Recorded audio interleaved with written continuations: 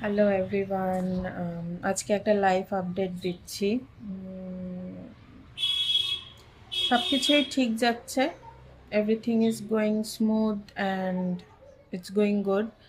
কিন্তু মাঝে মাঝে মনে হয় যে লাইক সোশ্যাল মিডিয়াতে যে রকমের মানুষ নিজেদের পোর্ট্রে করে বা যেটা যেই যা করছে, whatever they are doing, they are posting it, they are sharing their thoughts, their lifestyle, their vacations, their gifts, their everything whatever they share. তো আমি ভাবছি যে যারা ওই ডিরেকশনে when they fall prey into that direction, ওরা যে অন্যজন করছে সেটাই ওরা ইমিটেট করার চেষ্টা করে, বা যখন করতে পারে না তখন ওরা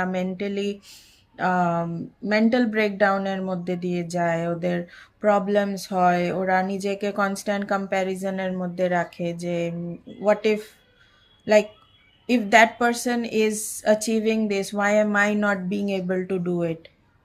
কিন্তু সবার লাইফ, সবার চয়েসেস, সবার স্ট্রাগল কিন্তু একদমই আলাদা আলাদা। তুমি যদি একটা ডিরেকশনে এগোতে চাচ্ছ আর তোমার জার্নিটা স্মুথ হয়ে যাচ্ছে, এরকম এটার মানে এটা নয় যে অন্য কারোর জার্নিও সেম স্মুথলি হচ্ছে। That person might be facing difficulties in achieving whatever he or she wants to, কিন্তু তার ওই প্রসেসটার মধ্যে অনেক বাধা আসছে, বা ওই পার্সনটা ঠিকঠাক ওই জিনিসটা অ্যাচিভ করতে পারছে না, তো ওর ডিপ্রেশন, মেন্টালি সে ঠিকঠাক ফোকাস দিতে পারছে না, বিকজ ও যখন করতে চাচ্ছে ওই জিনিসটা ও ইজিলি পাচ্ছে না। তো in that way he struggle is much more than the person who has achieved.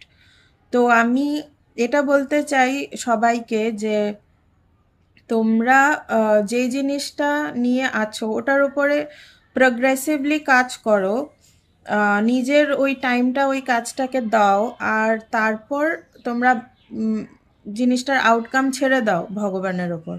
Because god somehow, like, he places you in a good situation and bad situation, আর যদি ব্যাড সিচুয়েশনে ফেলেও থাকে তোমাকে, and the god is the only one who can take you out, আর তোমার efforts, of course 100% তোমার efforts লাগবে, তোমার ওই positive efforts যেটা তুমি দেবে, তোমার হার্ডওয়ার্ক, ওটার থেকে তুমি নিজের ডিফিকাল্টিস থেকে বেরোতে পারবে। তো আজকে আমার মেসেজ